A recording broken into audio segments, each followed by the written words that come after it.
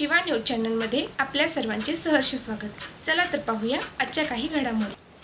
बेळगाव येथील शापूर नाथपै चौक शापूर येथील एका घरात एका युवतीची हत्या करून स्वतः आत्महत्या केल्याची निर्गुण घटना आज संध्याकाळी घडली आहे।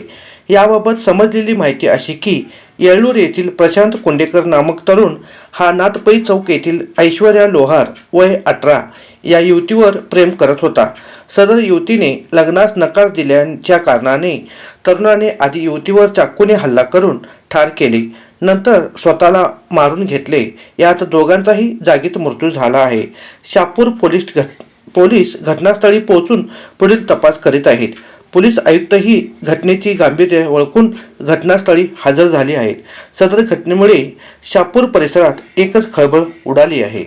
शिवा न्यूजसाठी शिवानंद वशेदार। चॅनलला लाईक व सबस्क्राईब करायला विसरू नका। बेल आयकॉन क्लिक करा।